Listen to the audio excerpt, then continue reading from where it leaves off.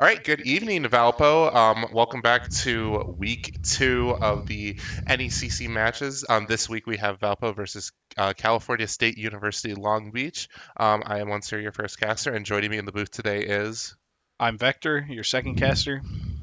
And with that being said, let's get right into a look at the picking bans we see from Valpo's end. Skarner and Jinpick, and CSULB will be banning Jinx and somebody. We'll see if it's top lane or jungler. Haven't seen any mid lane bans for CSULB yet, so that's kind of interesting. Jakimbo has nothing banned yet. Are we gonna speak into existence though? But it looks like we might not, at least for the second one. It'll be the Zek ban against Super Bear. Super Bear is just kind of bread and butter pick. We do see the Vex ban from Valpo. Relatively strong pick, a relatively strong ban, especially with all the champions. With the huge patch that came last week, a lot of champions that have extra dashes were kind of not necessarily buffed or nerfed, just in a better place compared to the items than other champions. So a good ban from Valpo's end. Jarvan 4 taking out 2 of Super Bear's favorite picks. Oh, the Syndra. I was about to say, Jakimbo's going to get to pick whatever he wants here, so I think we're going to secure probably his strongest champion. Which, as I say, Syndra definitely is... Syndra definitely is one of Jakimbo's strongest champions, especially with how good the new meta has started to treat scaling in any sort of way. Syndra, as soon as she gets Storm Surge, just becomes an absolute monster that can 0 to 100 really any of the carries that aren't tanks specifically. So is this going to be a Teemo pick? Oh, well. Smolder. Is Smolder seeing more play mid or top right now? Or is it a flex? Bot lane, I think, is where Smolder resides. However, I do know that Smolder, at least like if you take a look on like any website, Smolder is below a 50% win rate right now, just because I know Riot says that they want him to be an easier champion, that you kind of just, if you're learning ADC, Smolder's a really good one to learn, especially with the Q knocking up last hitting minions. Is just a really good way to just learn last hits and all that. But we see the Akali pick from CSULB. I believe Akali right now in the meta top lane, but also can be an okay mid laner. Again, you're not seeing too many non-full mages, especially because assassins overall took a pretty decent hit with items and stats just being less effective on them. We are going to see Valpo is going to choose the Amumu. The Amumu right now, Amumu is super strong again, just that lock-on CC, and especially with Smolder, who, other than his E, if Amumu can get on top of Smolder, Smolder can't go anywhere. Does Akali's Shroud cancel Syndra's ultimate? I don't think so, because it's a lock. It's still gonna hit her even if we can't see her. Yeah. Interesting. That's the only thing I was kind of thinking as far as could Akali be a good counter pick in the Syndra, but I don't think so. If Akali's able to stay in the Shroud and Jakimbo can't get a good enough timing on the R, then yeah, it just makes it harder. But it's not one of those makes it invulnerable whenever you're in the shroud, which would be. I think that was the Yeah, case, it actually used to drop turret aggro. which it makes a Diamond Akali extremely strong, especially once she gets even like a few kills. We are going to see the Kaisa pick from Diadem, relatively strong pick. I believe it's one of Diadem's. It's one of Diadem's comfort picks, and we do see the Alistar come in from CSULV. A good knock, good CC chain, giving CSULV at least a little bit of crowd control because Smolder and Akali don't really got any in terms of uh, shaking up the enemy team. But Good Valpo's at picks. Oh, go He's ahead. good at standing in front of an Amumu when he queues into the team because if he pops ult, he doesn't really take a lot of damage. But I don't think I've seen Diadem on Kaisa yet, so that'll be interesting to see how it shapes out. And we are going to see the Camille ban and a possible Olaf ban in response from Valpo. Now, again, it does look like that top lane is going to be the ban pick for a lot of people. We do see the Udyr pick. Decent ban from Valpo. Udyr, again, relatively strong champion right now. But we got final bans. Any bans you would be really interested to see from either side? I'd be Vendor. surprised if we didn't see a second top lane ban because looking at the matchups before the game, I think top lane is definitely a lane where Valpo has the advantage before the game, so I think they'll throw another ban at Dreadful here. Yep, and looks like they'll ban Jax. Relatively, again, a lot of champions that are being picked right now. Very, very strong and also just overall kind of annoying. We're hoping to see from Valpozen again one more ban topside, and again the hovering of the Olaf beforehand. We do see that it does get picked. CSULB will have final side selection, so they may wait to they're probably going to wait to choose their top laner just so that Valpo will be forced to blind pick into it. But we will see a Teemo. It's being hovered right now. Up there's the Hecarim, and Hecarim is chosen for CSLV. Hecarim again really strong, decent bit of engage, especially the disruption with the ults. Could be really strong as a really good engage or disengage, especially get over a dragon or a baron walls. And as we wait for Valpo's last two picks, something to note is that both Valpo and California State University Long Beach both have are 1-0 this season so far. So this match will determine who will take their first loss of the season. So definitely a good thing to be on the lookout for. But we do see a Janna from Valpo. I mean, this team comp is just terrible for Hecarim to play into. I think Hecarim's my highest mastery champion, and like Syndra, Janna, Amumu, Kasante if they pick it here. Like anybody who can kind of stuff you when you come in to try and jump on somebody just makes the game way, way harder, especially Janna. Well, I was gonna say, does Zephyr give us slow or is it just damage? I think it's a slow as well. But the problem is it's kind of telegraphed for Hecarim when you're like trying to sprint at somebody to knock them up. So Janna's tornado is really good at hitting you. Okay, And if you pop your ultimate to go unstoppable through the tornado, she'll use her ult to push you back. okay. Because I know that Hecarim obviously gets extra damage based on movement speed, and if you're able to Yeah. slow him, that extra passive really doesn't go anywhere. But we do see again we finalized that Cassante pick from Valpo, and we see the Shen pick. Both again tanks on both sides. I do know that Dreadful's Cassante is really good. However, Cassante did get, I think, maybe it feels like his 13th patch where he gets adjusted in some way or another. Cassante did get another massive adjustment trying to figure out the balance of pro versus elite and collegiate play. But the Shen also relatively good pick, a good safety. If any member in particular is getting low, a nice global ult, and also able to be a second teleport of sorts. Yeah, it's really nice for Hecarim especially because that gives Hecarim a lot more freedom to just try and kind of run into the enemy team and jump on top of somebody. But I mean, I still am. If I was CSU, I would be worried about Hecarim not having like a dive buddy who's like Alistar kind of Alistar's a good dive buddy because of his ult. It lets him take a lot less damage, but you don't have anybody who really moves like Hecarim does.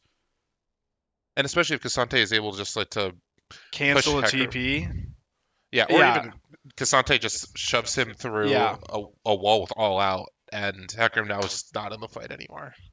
So he'll be so slowed from those engages. So with that being said, what do you think out of the lane? What lane do you think we're going to be looking at the most going into this first match? Well, it'll be interesting to see if Dreadful can kind of neutralize the Shen. If he can keep those roams under control, that'll be really really good for Valpo because a problem you can run into is if you don't make it so Shen needs to stay in lane, then at level 6 he just kind of starts going wherever he wants for the whole game, and then you'll see like, oh, Shen's gonna ult bot right away, whatever will happen bot, but he can TP back top right away, and the enemy top can't do that, so that can just be a problem. But I think I trust that Dreadful can do that. All right. With that being said, again, we'll be looking mainly top side, but obviously things could happen in either of the other lanes. But we will be taking a quick break, and we will be right back for the first match, Valpo versus CSULB. Stay tuned, Beacons.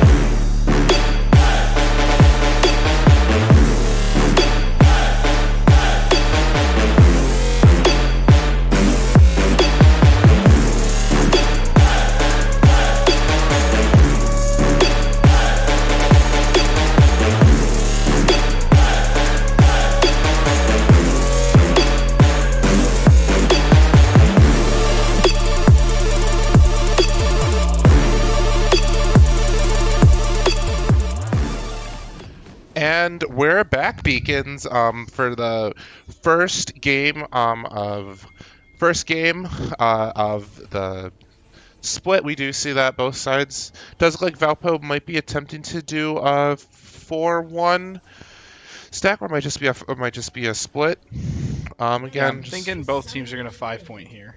and look at that, both teams did 5-point, and it looks like I think at least a few people on each side were shown on vision. Again, looking at the items, we do see that CSELB is going to start a little bit more tanky than before, with 2 Doran shields on the Kali and Shen. Yeah, I guess it's the classic melee versus ranged lane matchup where you need to be able to sustain because your enemy can auto attack you all the time, but you can't. So you kind of got to do something to make up that difference. It'll be interesting to see if Jakimbo will really be able to poke away at that Doran shield, or if it's going to just give a lot of extra sustain that will ensure that Akali is able to stay in lane a lot longer. We do see also that Hecarim... Oh, hold on. Shen putting a ward down in Valpo's jungle. Might just be for funds. Doesn't look like anything else is going to happen. Just want to ensure that CSULB knows where Super Bear is starting.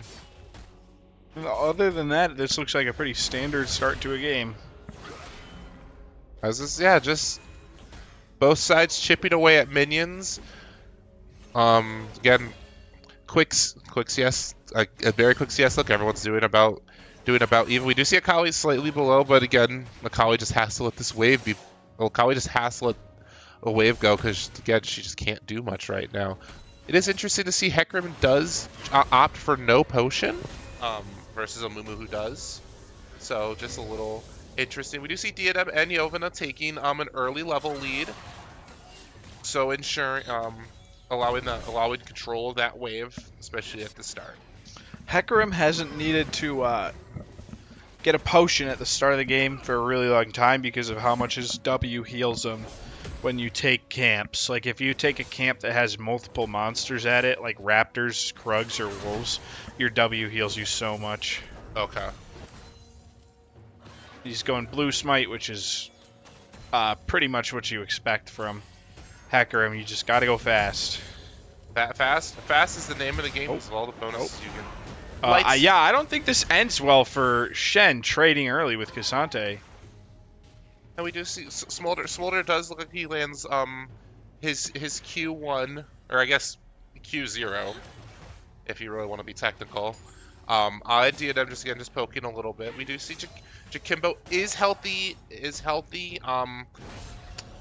While the Akali is low, but again, as an energy champion, it is something to note that Akali can technically stay in lane a lot longer. I was about to say the same thing top lane because Dreadful kind of needs to watch his mana usage. He's already down pretty low versus the Shen. It's always the trade-off. Energy is great at the very start because you physically can't cast abilities enough to have it make any difference. We just see Yovana hitting the tornado just as a little bit of poke. But again, nothing too major happening. Akali is getting chunked by the Syndra. Jakimbo is watching his mana at about half. That being said, waves are kind of resetting.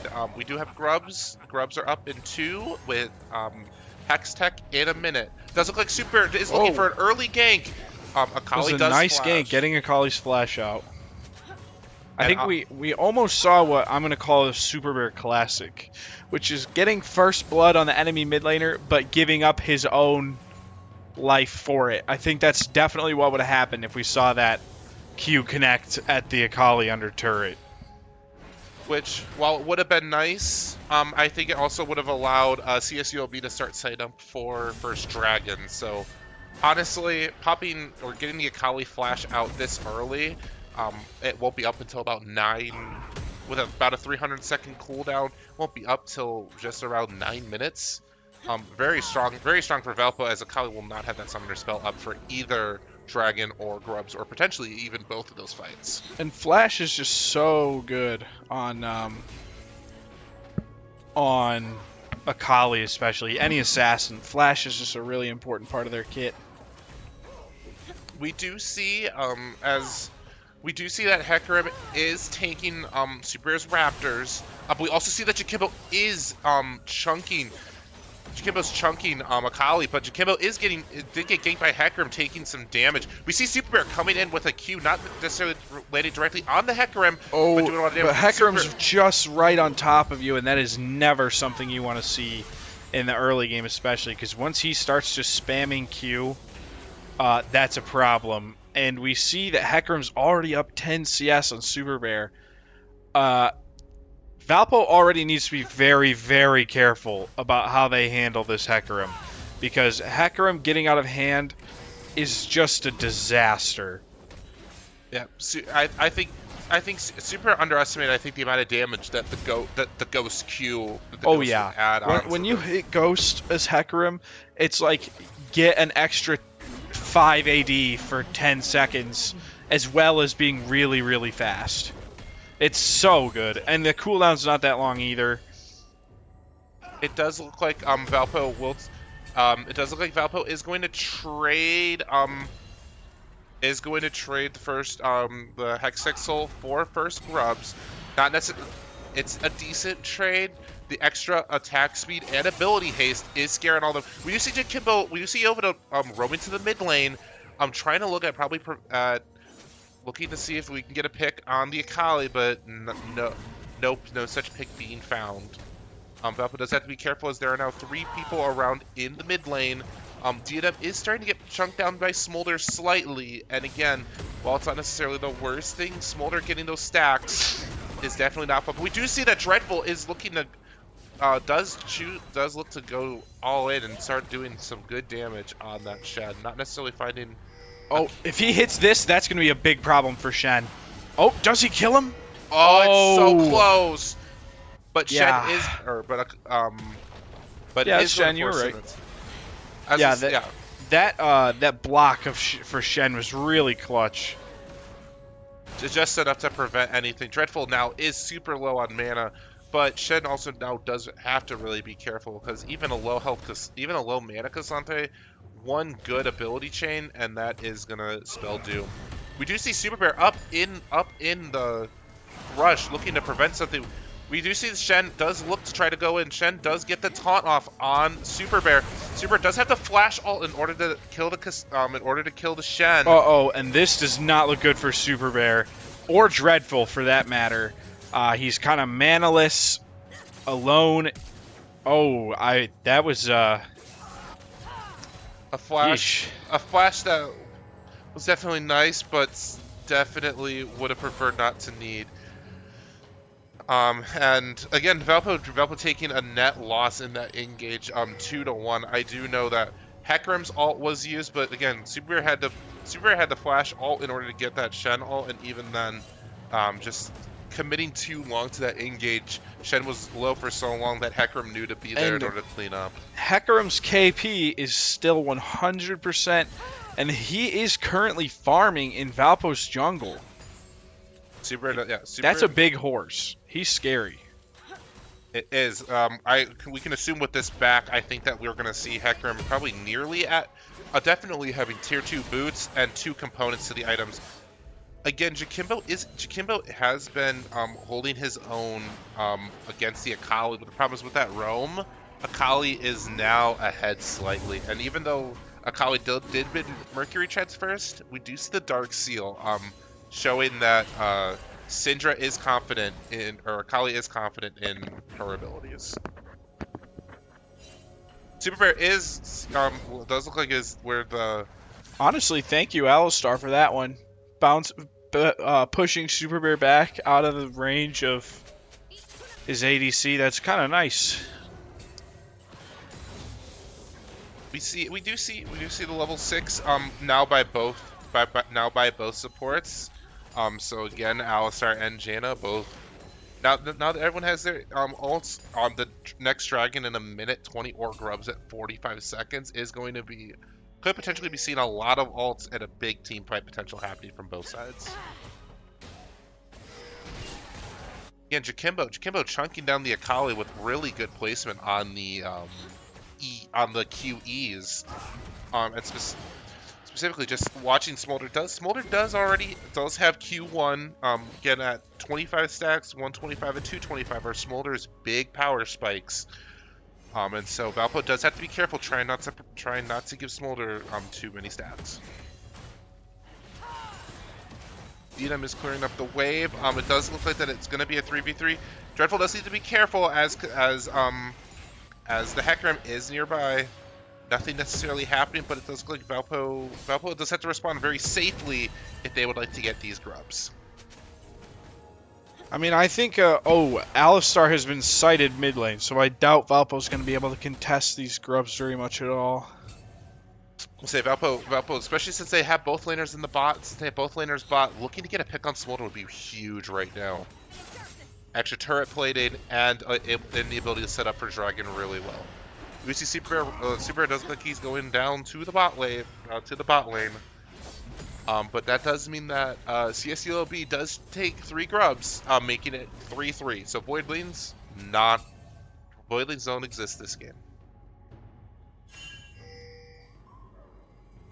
And again, as a quick check-in, we do see Diadem looking like just doing some more poke damage on Smolder.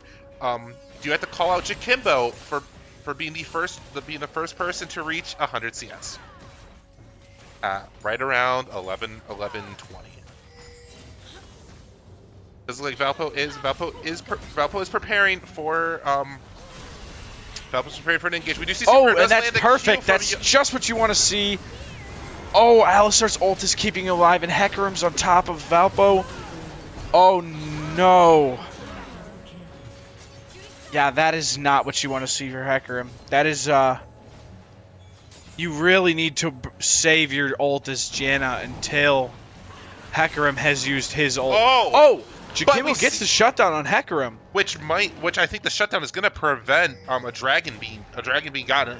An absolutely amazing use of the map and use of the range of Jakimbo to ensure that also that gold shutdown going to Jakimbo is going to be huge, especially because Jakimbo is up about a kill's worth of CS on Akali. That 600 gold is just going to be 600 gold is going to be huge. It's a silver lining on the dark cloud that is a 4-1 Hecarim. Yeah, it's Valpo does definitely have to play safe, and Super just needs to play safer and respect the strength of the other laners. We've seen it now a few times where Super does go in and just doesn't fully expect as much damage to happen. We do see Alistar coming behind. And a Hecarim. It does look like that nothing is going to happen though, but we are going to see Hecarim start at least clearing vision, if not probably starting to take Dragon. And it does look like it is going to be a 4v4.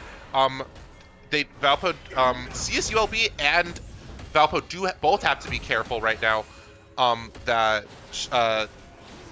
ult from Shen's ult is down, so Shen cannot join the fight. Yeah, Dreadful can. This would be the time to go in if there was one, but I don't know. I feel like Valpo kind of just stood there and watched that happen.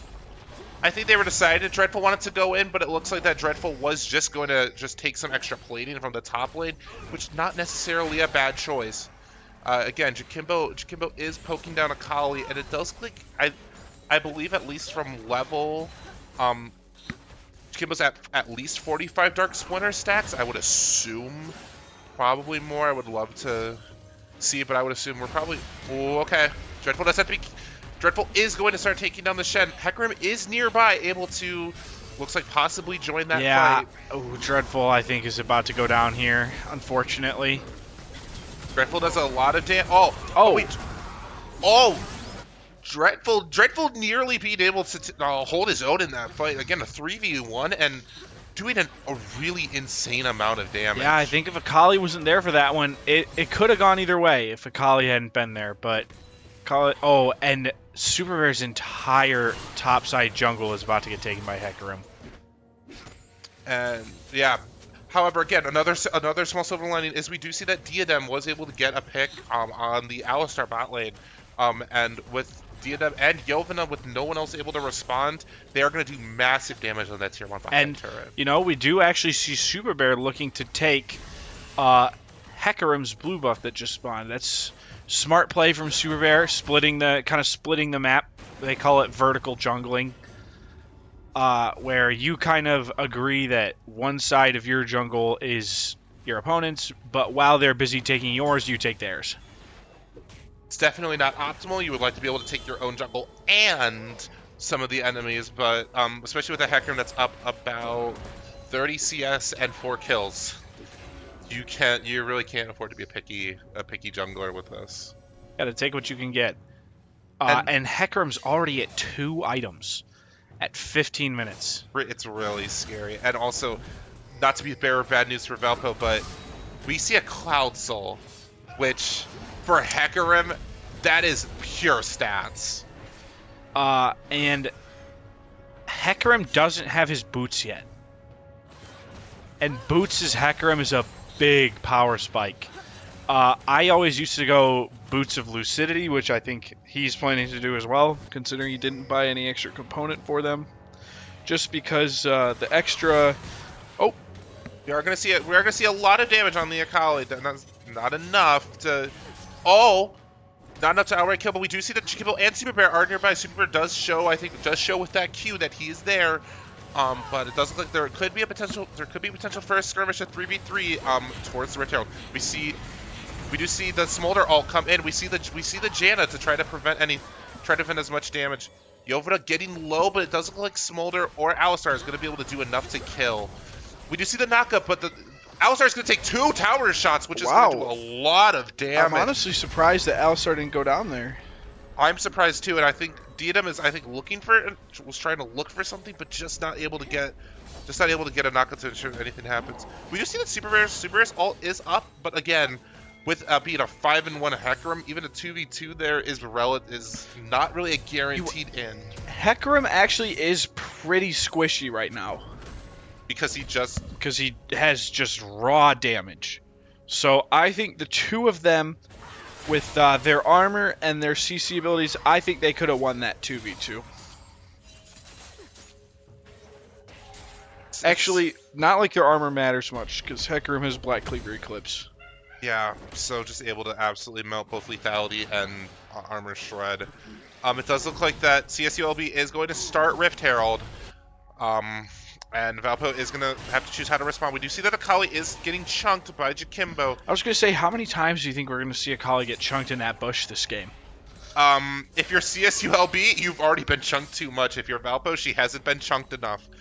And I do think Jikimbo is looking, if he can get one more combo off, would be enough to execute the Akali. Oh yeah, with his ult especially. Oh, we do see Super Bear coming in on the Alistar. We do see Jikimbo hitting the E. And we nearly see enough. But like, it's Alistar, and he doesn't really care. But Valpo has all 5 members of the team mid lane right now. We're A-ramming. They're A-ramming it. The tower can't. The tower can't take this. CSULB has no way to be able to respond to that. And I think while Shed is going to be able to do a lot of damage topside, Valpo's going to try to force the dragon here. This is an interesting play. This is. It's a good one. It's good, but it's kind of weird. It's because Akali and Alistar were already low that Dreadful knew that if he TP'd in, he was gonna be able to at least force them off. And Dreadful does return to the top lane. Did save his tier 1 tower, and Valpo genuinely, other than taking ATB off, not a bad play from Valpo, especially when Valpo is behind, being able to come slightly positive and starting to get Cloud Souls, which again is just going to be so helpful for Janna, and just that extra movement speed for everybody is just going to allow them to get to objectives a lot quicker.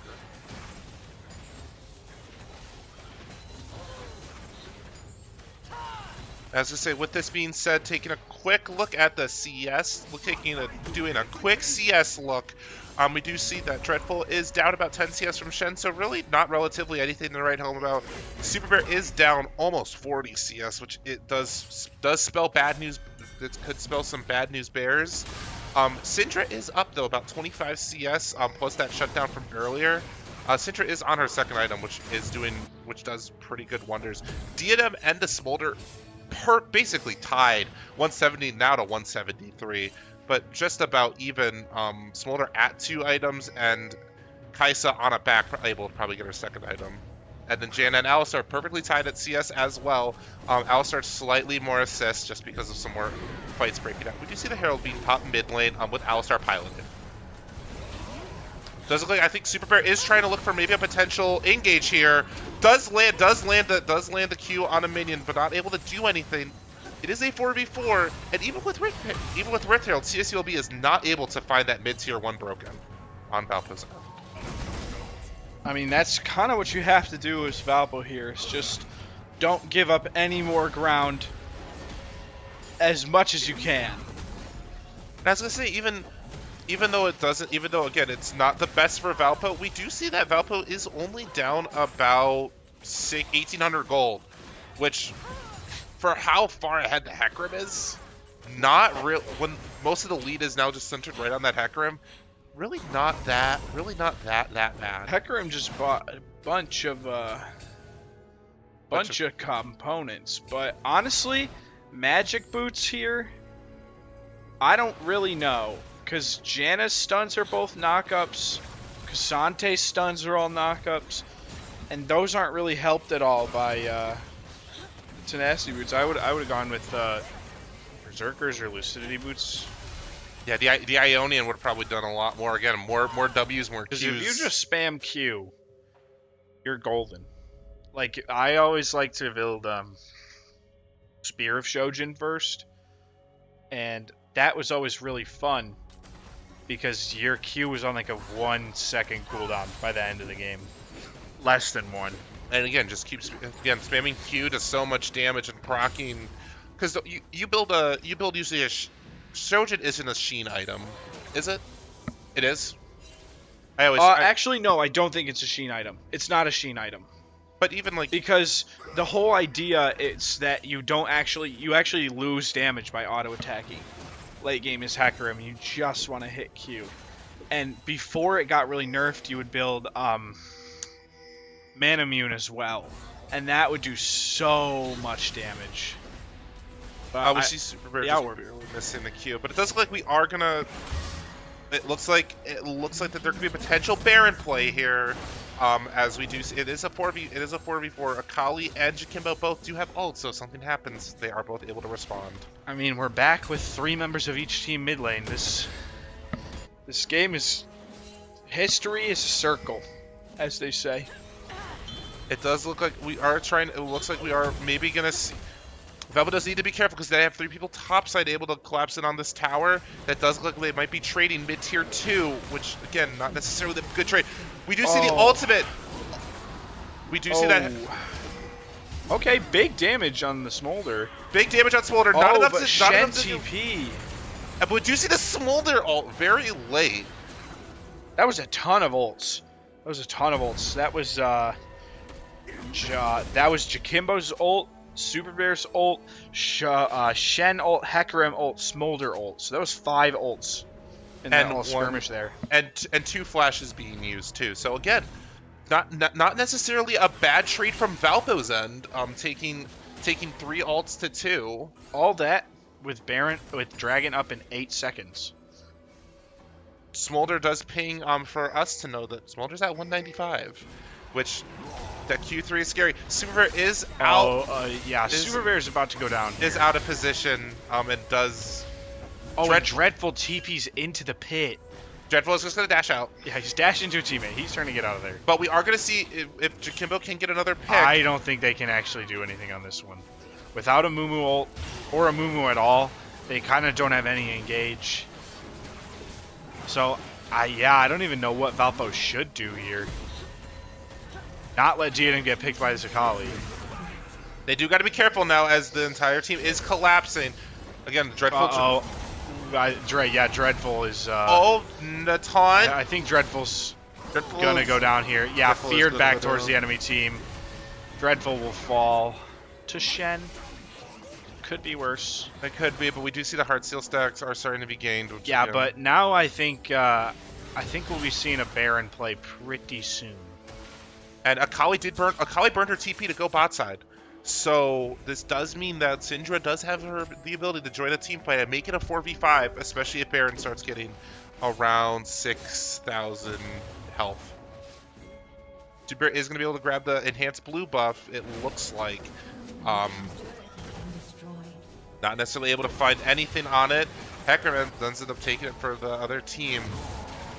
It's not looking good, but again, you're Valpo. You have to look to play safe. You have to look to play safe and make calculated, risky moves in order to get back ahead in this game. Oh, I mean the supports are just kind of beefing right now. Supports are beefing. Not really too much being said. We do see that Jakimbo is able to take that bottom one turret. Definitely nice, but they do Valpo does just have to be very careful. As Smolder it's 25 minutes. Smolder pinged that he's 12 stacks away from getting Q3. So Hecarim is building Maw of Malmortius as his second item. As his third item, he is petrified of Jakimbo here, and it's honestly kind of weird. I was gonna say, yeah, it was like you're not like. While I definitely know that giving the respect to giving as much respect to Jakimbo is needed, at some point Hecarim just needs to actually do damage. And while he does a lot with 2 damage items, the fact that he went Mercs and he's going Maw, Hecarim's really gonna start slowing down in terms of damage. I would say that his next item for sure should be Shojin. I mean, it almost has to be. I can't think of another good item for him. Sterax is pretty good. But he already has, I guess, a full survival item and another half survival. Is it worth it for another one? Oh, I think Maw is actually a lifeline item. You're right. And we see that Valpo tried to chunk some damage on Alistar. Alistar did have to pop ultimate in order to not take a lot of damage. Super Bear, and Yovana needing to be careful in the river. We do see one or more members of Valpo's going down here. Super Bear's the first to fall. Oh yeah, Jovana's next. Dreadful is living for a long time, but I mean that's 4 members of the enemy team. That's just really hard to survive, and that's going to be a Baron for. That's a Baron for CSU Long Beach. Good. Super Rare finding himself in just bad placements, always being able to get picked out by the Hecarim or the Alistar, and now that Smolder did get his Q3, it is allowing. It's just doing so much damage that that max health burn and max health execute, just not what you want to see if you're a Valpo fan. And the gold lead, especially with the Baron, does widen to just almost 6,000 gold.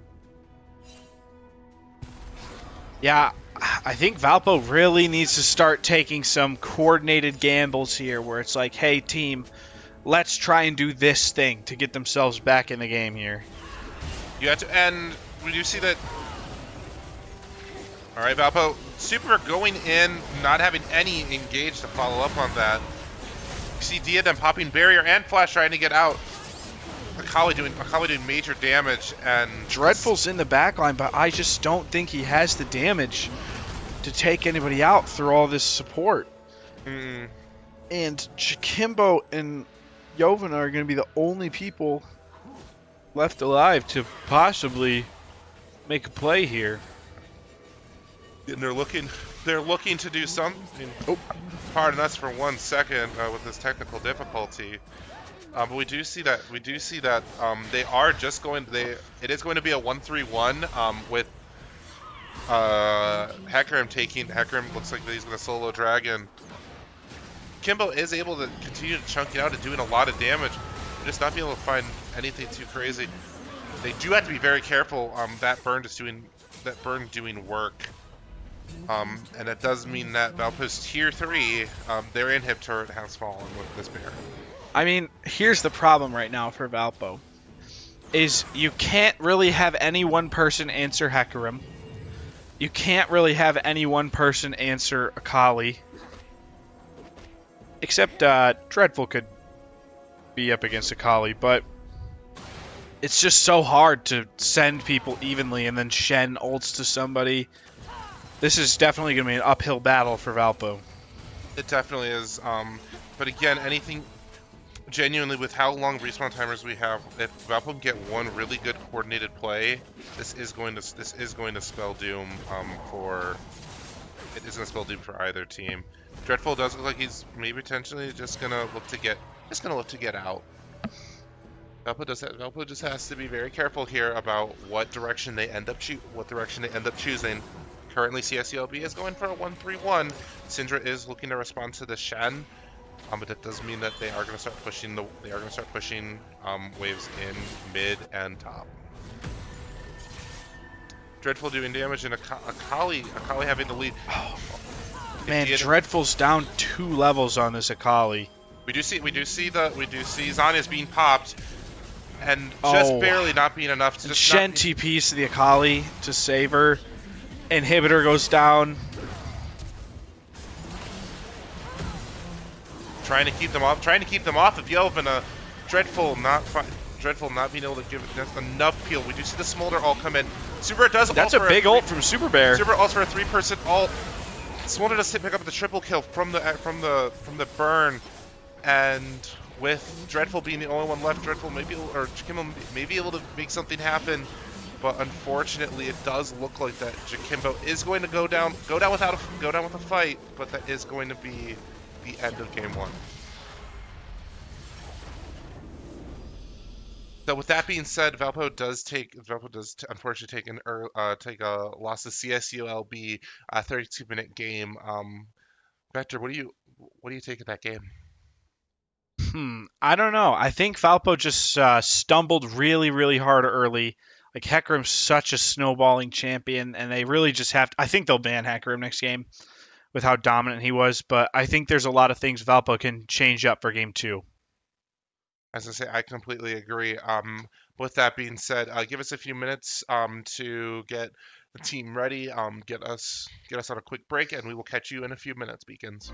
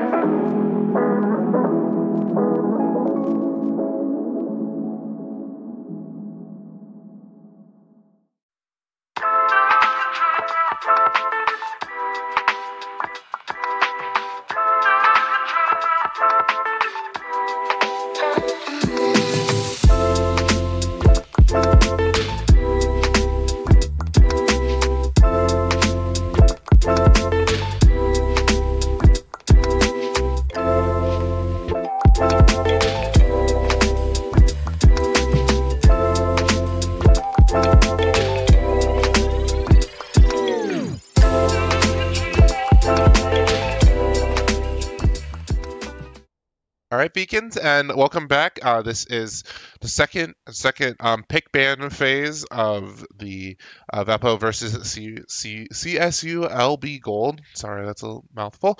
Valpo is going to continue the first two bans relatively the same, the Skarner and the Jin. Valpo does have a little bit of flexibility with this third ban, especially with the Hacker being relatively scalable. You're going to see the Vax ban again. Just a safe pick. Valpo realizing that those bans, it's hard to have those characters work if they can't happen. CCLB does look like they have learned their lesson and does at least have to commit one ban to Valpo's mid, that being Syndra. We see the Ziggs pick.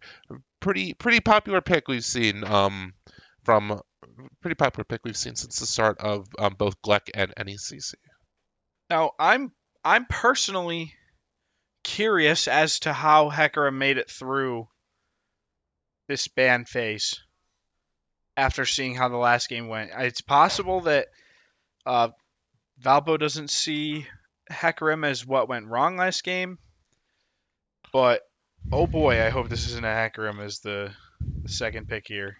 I was gonna say, I don't think Super would be looking for a response Hecarim pick. But we do see the Lulia pick from CSULB is going to be very annoying as the polymorph, the shield, and then the Q poke, plus the ultimate nearby chain knockup, so preventing too many people from getting out. We do see that CSULB is going to lock in the Kaisa as a they saw DADM play it, and CSULB was like, we want to have Kaisa now. So Kaisa Lulu is going to be a relatively strong pick from CSULB. So this is kind of an interesting position we're in right now because Valpo kind of wants to pick Hecarim so that they can't let Dirty Rat play Hecarim again. But if Valpo picks Hecarim, you're picking Hecarim into Lulu, and that's a problem. You don't want to do that. But wait, and it looks like we are going to see that. We are going to see the J4 pick in. We are going to see the J4 pick again. Really good. J4's in a really good position right now. Just again, one of Superbear's favorites. As Vector, you like to say a lot of times that there is sometimes a troll budget and sometimes there isn't. Especially Valpo realizing that there is no troll budget left in. There's no troll budget left in the cards, and so does just have to play strong and play their best. We see with the J4 and Rakan being really strong engages from Valpo's end, really ensuring that Valpo, as long as they have the damage, is going to be able to follow up with any of these engages that we see. I mean, I think this is. I mean, if I was running draft for CSU, this would be Hecarim right here. We'll see. We have about 5 seconds for CSU to choose their draft. Oh dear. Oh boy, that's kind of similar to Hecarim. It is similar. I do think that necessarily. I think it's jungle. Meteor jungle, not. Yeah, back in the day, around when I first started playing comp, that was the hard meta. It was one team picks Udyr, one team picks Hecarim. They both build Chem Tank, and they both run at you the whole game. They're very, very similar champions. I personally would have picked Hecarim here because it's much easier for Hecarim to get over Jarvan's wall because you can ult over Jarvan's wall. If somebody's standing close to the wall, you can actually use your E auto attack through the wall. As I say, I knew that Hecarim's the E is like a weird like partial. It's definitely not a reliable terrain scaler, but no, but it can every once in a while. I think you can over a dragon wall if they're right next to the wall. I think you can. I don't know. That would have to. You'd have to be a champ. You would have to be in practice hole for a while to make sure that tech is going to be able to get played. We do see though that Valpo is going to commit these. Valpo and CSLB do commit 3 out of 4 bans to the top lane. Valpo is specifically responding to that Shen not wanting to see it. Jackson Camille again by CSULB. They believe that those picks are going to happen. We are going to see a Smolder hover over Teemo. Oh, they're trolling. Could we see They're trolling. Is this going to be a Kaisa mid? It's going to be a Yone pick. Yone definitely still in. I think that's just a nice flex mid top for CSU here. The Valpo is gonna have to. Valpo does have to be careful with Though does have to be careful too. They pick again Valpo with the two engage of Rakan and J4. Top lane can look to be a bruiser or even a bruiser. Does can look to be a bruiser. Doesn't necessarily have to be a tank. I think they're gonna look to play one of Dreadful's bruisers here. I hope he slams Darius. Darius Garen would also not be Yeah, a. I hope it's Darius. What about the very first ranked champion Aatrox? Oh, yeah, that's a good choice too. That's a good choice too. Because you don't need somebody with crazy engage when you have Rakan, Jarvan, Talia. Like you're fine to kind of do whatever you want. As I say, we do. This is a comfy pick from Valpo Esports. Nothing too crazy. Champions that everyone does best. I do think we will see how CSCOB does respond. Again, Jakimbo's Talia is never anything to scoff at. Again, the terrain generation, and just the ability for Talia to get halfway across the map really fast, is genuinely very scary to see. Especially with the master piloting behind it. And we do see the French. The French of Fiora does appear to counter the Aatrox. Again, it is Aatrox's Q is very telegraphed, so Fiora is going to be able to press W on those relatively Yeah, and easily. that is a brutal matchup for pretty much any bruiser. You really don't want to see Fiora. But with that being said, another interesting pick by both sides. That will be a Yone mid. Um, Valpo is having a Valpo again relatively strong pick, especially with the Ziggs early game looking probably to collapse on as many towers as possible. Ziggs is able to get ahead. We're going to see a lot of towers being broken early game. Yeah, I'm hoping to see Valpo with some really nice roam potential here from the Talia and the Rakan. I think Valpo, if they play to their strengths this game, they'll have a much better time than they did last game. But with that being said, we are going to hop into a quick break as both of these teams get ready. And as we start the second game, 0-1 Valpo to CSULB. Catch you in a few minutes, Beacons.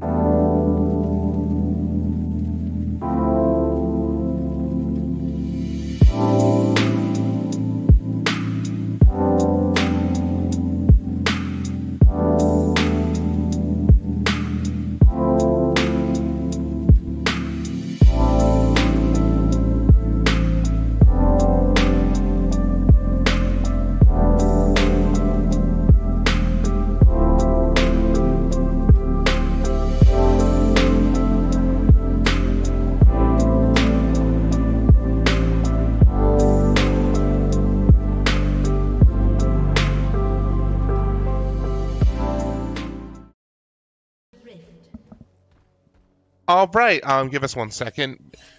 Beacons with some quick technical difficulties, and we're back for game two. Valpo versus CSULB. Got another five-man stack. Not looking for anything too crazy here. We do see that Lulu does have the early vision against the Rakan. But again, just some casual, friendly emotes being thrown out. We do see the Fiora with TP Ghost. I'm not too. It always feels so weird to see any champion without Flash. But again, we're just gonna see some fun. We do see, as we said before, Dreadful is gonna take the Doran's shield the versus Doran's Blade. We are gonna see Jakimbo is just gonna do some early poke damage. We see a late scuffle happening in the top lane. No flash on Fiora's kind of weird because that's how all the Chinese Fiora 1 tricks proc their ultimate in like 0.04 seconds. I don't know if you've ever seen those clips, but it's kind of crazy. It's always just watching pro pros doing it. It's always amazing just watching just how much just like the skill ceiling that is there. We do see that just Spud does take the level lead, but Jakimbo is holding his own against the Yone. Does look like level 2 could go to either laner relatively soon. Jakimbo is just absolutely poking down Yone, doing big damage, and we do see that Fiora does have her dash now, so definitely making things a little bit harder. We see Diadem is just taking the minions slowly. We are going to see that the Rakan does hit a light engage, chunking the Kai'Sa for about a third of her health. With that being said, we do see that Udyr is in the top lane, while Super is in the bot lane. So we're not going to look for a full 3-on-3. We're not going to look for a full 3-on-3 for at least a little bit. I mean, Jakimbo just needs to keep doing what he's been doing, is just throwing rocks at Yone. Oh, Dreadful, be careful, because if he gets hit by that stun, that's really going to hurt. As I said, this wave is ginormous. This wave is huge, crashing. He just missed that CS. We are going to see that Jakimbo is out of mana. Jakimbo's out of mana, which again, as Talia, is really scary to see. We do see that the ground. We do see the unmoved Earth, I think, is the passive. Just making it do extra damage. And here comes Super Bear. He's looking, I think, to walk around the nice. This is going to be a flash from Valpo for Valpo for sure, and that's a good gank bot side. The Law unfortunately burning both sums. Both sums off the support, though, for both sums off of the ADC. I think that's a pretty good trade. As I said, Super didn't even have to use a flash extension for that. Just being able to find it on their own. This is going to force Kai'Sa into a weird position. Udyr does look like he is going to be hovering, trying to prevent Diadem and the Law from going in for a full engage. But Super is here, so we could see a potential 3-on-3. You don't want to walk face first into Udyr, ever. But Udyr is here to cover that tower dive, and that vision plant is just barely going to miss the Udyr, I think. We are going to, looks like we might see a collide here by the Law. Major damage, but again, Lulu and Kai'Sa are very low, so it is Yone is back with he's back up to full health. Jakimbo is full health but very little mana, burning Yone's flash. I mean, he was dead there for sure if he didn't flash. We are going to see Jakimbo just doesn't have the mana to fully engage this, and the Law just barely missing the Q. But again, Diadem and the Law just have the number on the bot lane for right now, because Kai'Sa and Lulu have to back for anything to happen. And it does a back forces at least one plating to be given to Diadem. And Dollheart is forced to take a back here. Diadem doing a great job of just poking down Dollheart. That's what you really want to do with Ziggs. And I'd say it does, I think, look like that Diadem was able to grab the plating. And since the law wasn't there, I'm pretty sure that Diadem does get the full plating himself. But I just can't check because the Lulu is trying to cover and yeah, that plating was grabbed. Yone Wait, low. why didn't Tower hit him? I feel like Tower should have hit him there. I don't think the aggro. I think that that the W hit was right before Icky got in the turret aggro range. I think Dirty Rat and Lone Ronin are looking for an invade here, but they don't know that the law is right behind them. So yeah, Fiora is going to grab fruit. This Healing is going back to be a up. big collapse by Valpo, I think. They have 4 members of the team currently top. But it looks like Dirty Rat's going to get his back off, and Valpo is going to just settle for their 3 grubs. Which again, your Valpo, you're not even seeing. Udyr is heading bot side, but Diadem is ensuring that as minimal CS is being lost as possible. But since we don't see people rotating towards Dragon just yet, Valpo could look, if they are fast enough response time, to be able to collapse in on Udyr soloing Ocean Dragon. Yeah, I don't think they'll be able to do it. The Valpo responding in time. Yeah, I think they're gonna just give up this Ocean Dragon. But we are gonna see that the Yone does get grabbed by the Talia E. Does look like Lulu does have to respond by being near Yone, as now both mid laners and their supports are nearby. That's an absolutely huge E being given, and oh, Yone look like to go in, not being able to find anything. Yone being very low, but again, Valpo just unable to find the final strike to be able to get the Yone. I mean, and that was just a huge shield from Cratcher 1-2-3. That definitely saved Just Bud's life. Again, support's always the unsung hero. Able to turn the tides of a battle, giving that extra health or doing that extra damage. But we do see that Diadem does hit 6. And again, Diadem does have the bomb. So the bomb. Even it does look like Talia is just gonna back. CS being basically perfectly even, 60 to 61. CS honestly all lanes about even. We do see again a little CS deficit topside, and once again a little CS deficit in the jungle. Don't think necessarily through getting camp stolen, unlike last game, but definitely Valpo looking better than they were last game. Yeah, and it doesn't surprise me to see Dreadful low on CS into this matchup. You go into it kind of expecting this, because again, so for some reason the power of the French is really strong in countering bruisers. Yeah. Again, maybe it's symbolic somehow. Who knows? Well, we do see the Lulu does get the hit on with her picks. And again, Kimbo is poking down Yone, but Yone is able to keep responding with strong CS on both sides. Lulu throwing down the shield, preventing Kai'Sa from actually taking any real damage. Dreadful again, just trading blows. We do see that Yone is doing some major damage, but also did get tower aggroed. Unfortunately, not that second tower aggro shot fully proccing. Udyr is topside. Looks like for a potential go on Dreadful, but we do see that Yone is going to finally blow up. No, he lives every time.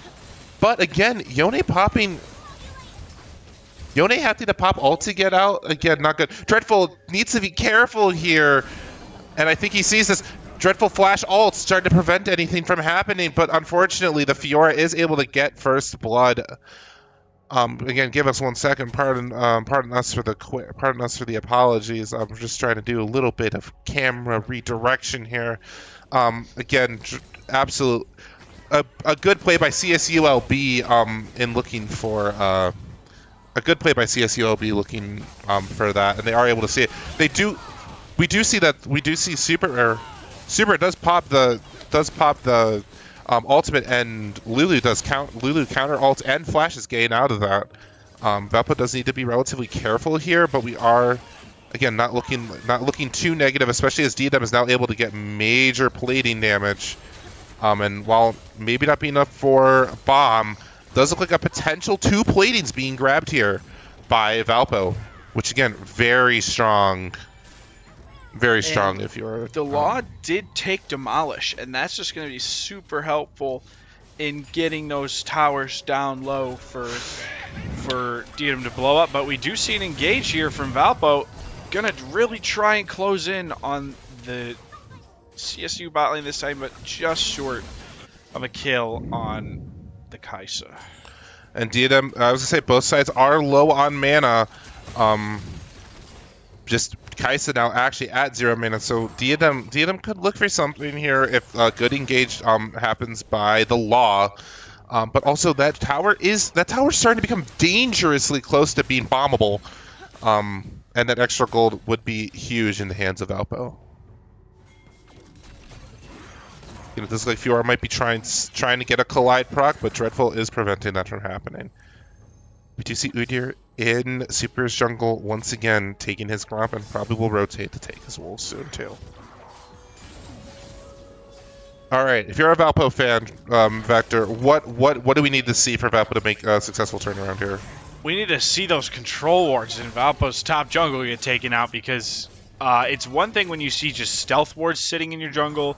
It's a whole nother when it's control wards just parked up in there. That is a sign of problems. Super Bear down on CS to this Udyr again in game 2. This guy is just quite a good farmer. Really knows the optimal pathing. Seems to be everywhere at once. That's what it feels like to play against a jungler. Oh, but we do see the Lulu's gonna get absolutely. Lulu gets caught out 100%. Super getting a kill, making up for almost half of that missing CS that he had. And Valpo is just going to take basically a free dragon. And Diadem is just going to force Kai'Sa to still stay under tower, ensuring that Valpo gets an easy dragon. And with Cloud Soul, or with Cloud Dragon being obtained, we do see Hex Tech really strong, I think, for all members of both teams. Ability haste and attack damage is good on. And the Hextech map really changes things up. I think the Hextech map is maybe the most impactful on gameplay, with those Hex gates making it just so much quicker to get back to the action from base. Which again, it's good and bad for both sides. Again, normally you expect around 30 seconds from the time it takes to get to base to get to an objective. And Hextech gates, I think, reduce it by almost 8 seconds, if I'm correct. Which... if again, not more fighting, more action. If you're a Valpo fan, you love action, but you're a lot of internal cooldowns on your head kind of get shaken up a little bit with Hextech being the active dragon. And the gold difference here is only about 300. Yeah, just about 300. So this is quite a close game. Which, again, Valpo fan, you're not complaining. Yone is getting chunked out. Udyr, a perfect response time. Knows he took the last Gromp and is able to be in the jungle right at the same time. But we do see Super Bear. It looks like Super Bear is in his jungle, preventing that Gromp from being taken. Dreadful is looking to collapse here. Not necessarily having any follow-up right now, but Jakimbo is there. Dreadful does need to be careful for his damage. He just getting melted by the Udyr. Like, when Udyr has an AP item, you can't stand next to him in his Phoenix form. But we do see Jakimbo looking on the Yone, chunking him out pretty significantly. Yone is probably spirit form, but unable to fully knock up anything. Yone has to commit a lot to get out of that fight, burning both flash and ultimate. But this does also mean that he's not going to be able to respond too well to consistent poke by Jakimbo. We saw Fiora's ult come out there briefly, too. And we see Lulu attempting to do something, but Lulu gets caught out as well, doing major damage. The TP coming in from Dreadful, preventing Fiora from taking that tower. Taking that extra tower in from Fiora, definitely. Dreadful gets hit by a long stun there. Not the best, but also he didn't lose cannon, so all is still well in the world. Yeah, if I'm Valpo, I'm looking to try and get Ziggs up mid lane so he can take out that mid turret. I think you have to, but also Kai'Sa, Kai'Sa doesn't have first item yet, while Diadem does. So it is something. It is Oh, we do see that vital proc on Dreadful taking a significant chunk of damage, and Dreadful now does have to play very safe. Yeah, but Dreadful's kind of playing this like he's not down a very strong component in a bad matchup right now. Because once Fiora gets that anti-heal against Aatrox, things just get that much harder. They do. Diadem has to be very careful now as the Udyr is in the brush looking for something, and it looks like is there Talia Talia's nearby. Talia's nearby, able to prevent an engage from going off. That is Jakimbo ult used, but able to chunk. Diadem does have his ult up, and it's gonna hit, but not in the sweet spot. Not able to kill the Lulu, but Kai'Sa does have to be very careful here. As one good EW could spell the difference. We do see Super hitting the knockup. Yone's ult is online, and with 3 members of Valpo here. Oh, but Valpo manages to jump in front of the ult and stop Yone from running away, and they don't lose anyone to do this. And I think that Valpo is about to take mid turret with that Ziggs passive, but Dreadful is going to fall top lane versus the Fiora. And it is unfortunate because Dreadful did have to burn flash and ult, trying to prevent that very situation from happening. But we do see that Diadem was able to rotate mid and blow up the tower, getting a lot of gold in Valpo's pocket. Again, even with that kill, Valpo is down only 400 gold, and Diadem does look like is I think trying to look for a little bit of extra damage so that he can destroy the bottom tier 1 turret as well, giving Valpo, honestly, probably making Valpo just about even on gold, if it's going to happen. We see pings coming in both sides. Udyr is clearing Valpo's vision. I'm trying to ensure that he's able to have three quarters of the jungle to himself, with taking Super Bear's wolves. However, we do see that Lulu is topside-esque, while Valpo is already starting on Hextech Dragon. There is no objective topside, so Valpo might be able to get this objective maybe trading a mid-tier 1. The Void Grip DOT is enough to find that mid-tier 1 traded, but giving Valpo a Hextech Dragon in response isn't a bad trade by Valpo. Yeah, Talia doesn't have the best wave clear of any mage of especially early games, so it's not really a surprise that Jakimbo wasn't quite able to clear that wave and save the turret.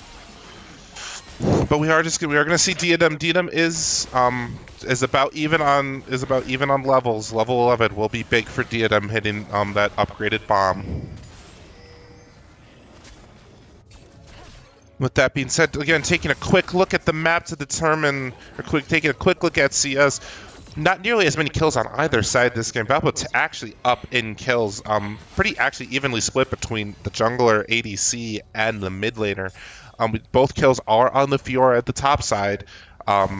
Gold lead is short by Valpo, about 1,100 gold.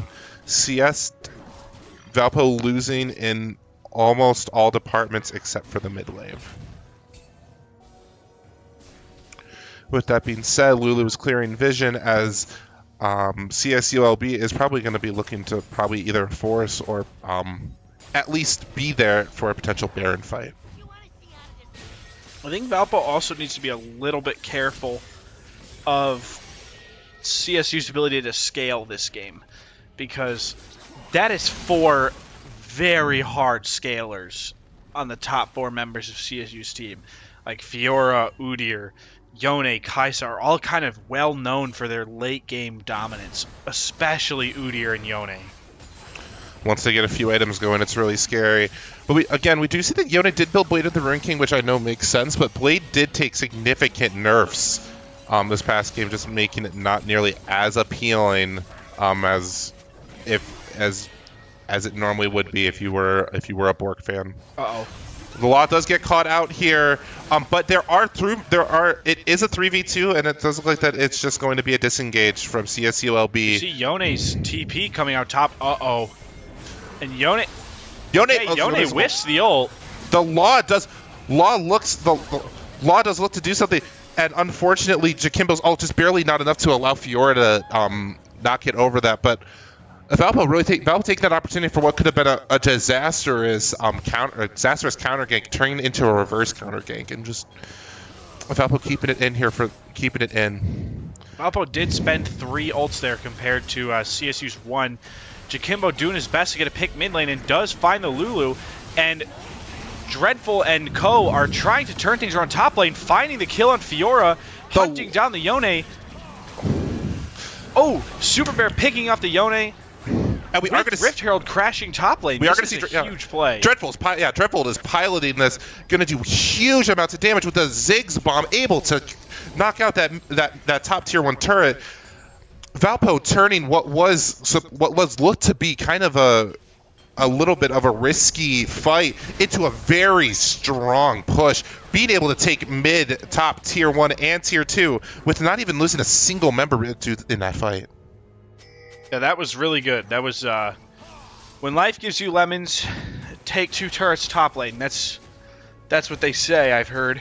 When life gives you lemons, you make lemonade, and when life gives you an amazing team fight, you make to look even better. And Lulu is caught out. Does have to commit flash, but the Law is able to queue over and looks like is possibly trying to pick off the Lulu. Oh, you see the Ziggs bomb is perfectly my god, able to pick off Lulu, and just absolutely huge, giving more gold to Diadem, who is already 202.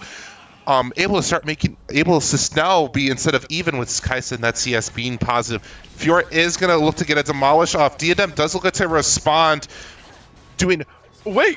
This might be. What's going on? Diadem has to be careful, but Fiora nearly making a fatal mistake. Is Diadem going to be able to? I don't think she's out of the woods yet. I think. Does Diadem know? Oh, almost. Diadem had a 66% chance of looking to go over the wall, and while it was relatively close, Fiora is able to get out. But that was definitely Lone Ronin, definitely probably on the edge of their seat as they had to determine whether or not what the Ziggs was going to do. Again, looking at objectives that are up, Baron is up. However, we do see it does look like CSULB is going to try to force a Baron play here, and I don't think Valpo knows that they're doing that.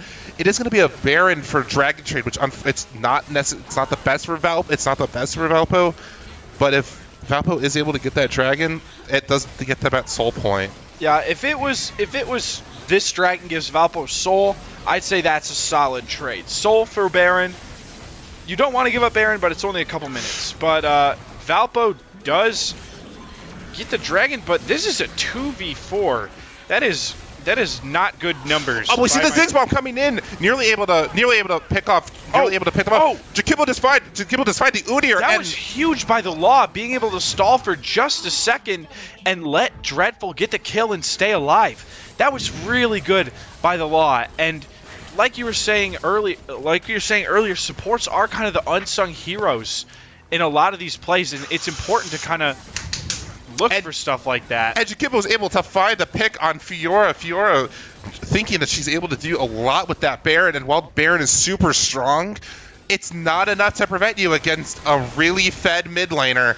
And Super Bear is going to look to try to finish the kill on the Yone.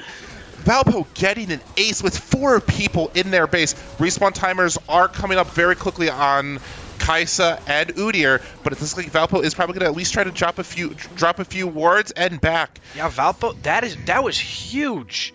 I don't know what happened there for CSU for things to crumble like that so quick after what should have essentially been a free Baron to go from a 2v4 into a losing 4v4. It's usually supposed to be the other way around, where you take a 2v4, the other 2 members show up a little bit late and get packed up pretty quick, but that just didn't go that way this time, and I would attribute that a lot to the Law being able to stall out the fight a little bit to let his Aatrox get a reset. And Aatrox isn't really a super resetty champion, but you get more time on your ult and you heal if you get a takedown during your ult. And it does look like we see Super is going to look for a smite off. Dreadful does have to be very careful here, as it is a 3v2. Again, we did see Valpo have a lot of success with that before, but just because they had success with it before does not mean that it'll happen again.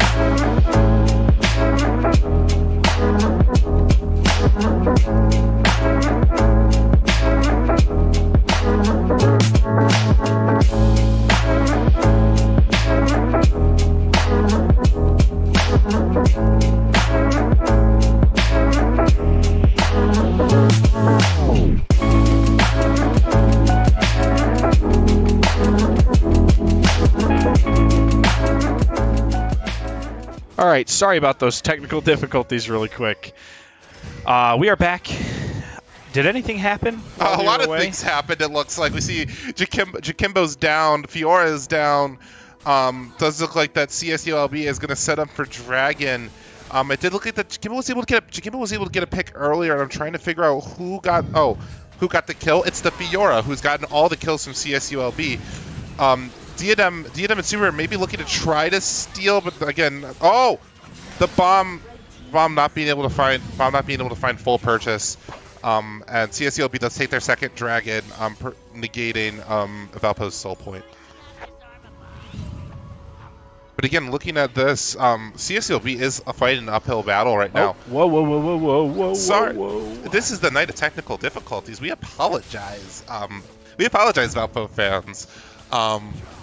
But as we're seeing, Valpo's up 14-3. But once again, the CS difference from CSULB is genuinely keeping them in the game, being about 50 CS up in the bot lane, about 45 CS in the jungle, and while mid is up, top side is down about 50 CS. So definitely, if you're a Valpo fan, making sure that you always remember to do your CS drills and continuing to do CS even after past minute 15. But Valpo is going to look like they are forcing a 5-man Baron with Fiora at the bot lane. Fiora does have TP, but no Ghost. What's causing that kind of glitch effect on Baron? Is that somebody's ability? I think would think of me as Luden's companion. Valpo needs to get these backs off immediately, as CSULB is looking to end the game here. If Valpo is genuinely able to get a few picks off, I think we can see a reverse. We are going to see that. Fiora's about to explode. Fiora's gone. Fiora exploded. Fiora, I ult F4, but I don't think it was of her own. It was other. Where's he going? Oh! Super is finding purchase, and Lulu is able to flash ult to prevent to prevent something from getting out. We do see the Talia I'm wave terrified. roll. I don't even know what's going on right now. Super Bear and Jakimbo both are able to find purchase and absolutely knock out that Lulu, allowing for a 3v5. Dreadful's TP is not up, so he's not going to be able to help with this main big wave push, but it looks like he's going to push top wave with about a 20-second respawn timer up from CSULB. If Valpo is able to get one more good pick off, this could spell the end. This could spell the end I'm for scared CSULB. because I think this goes both ways. Where if Fiora comes up and if Fiora TPs into the base, I genuinely don't know what's going to happen. There's no ward in Valpo for the TP. You're right. Valpo's taking down the towers. Yoni's coming in from the side, doesn't find anybody. Dirty Rat looks like he's about to go down. The Law takes down this just Spud. Nexus turret is broken. We do see the bomb come up, but Jakimbo's too fast. It is a 5v2 right now. The Law trying to find purchase and knocking them up. And Dreadful's able to find the final pick, making this game 1-for-1 for the books. Valpo is able to claw back, and not only claw back, but able to shine their light on CSULB, allowing the game to go 1-1, forcing a third game, Valpo versus CSULB. Vector, what did you think of that game? I mean, I think Valpo did kind of what they needed to do. They adjusted a lot of those early game fumbles they made. Not having to deal with a crazy snowballing Hecarim was definitely kind of a boon for them that game. I'm really surprised that CSU didn't pick Hecarim after the massive success they had on Hecarim last game, but I guess we'll see how it goes in Game 3, which we'll bring to you guys after a quick break.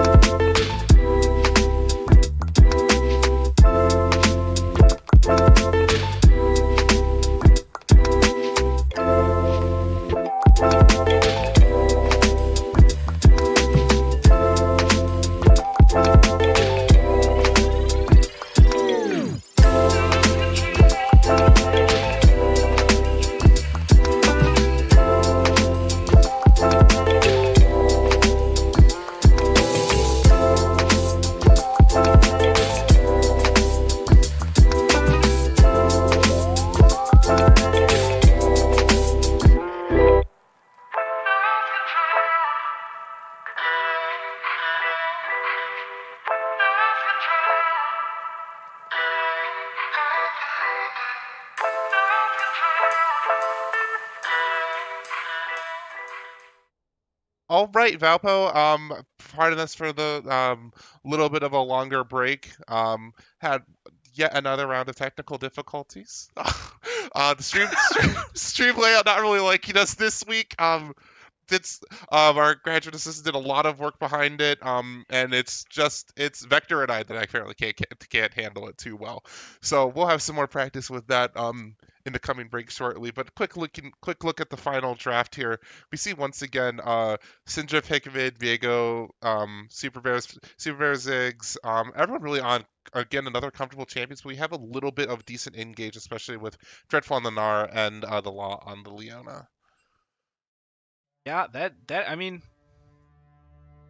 you gotta be careful with Gnar, because if you don't have Mega Gnar ready and a team fight's about to start, you look really silly sitting there as a little guy throwing your boomerang at people. But if you can time it right, Mega Gnar is absolutely a force to be reckoned with in a team fight. As I say, Rek'Sai will force Valpo to be a little bit grouped together.